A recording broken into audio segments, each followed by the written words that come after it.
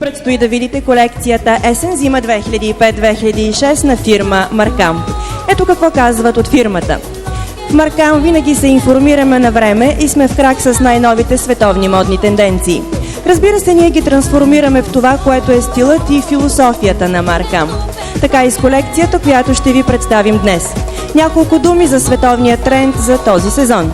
Ретроспекция и нов поглед към модата от 20 век, като вдъхновение за нови идеи в 21 век.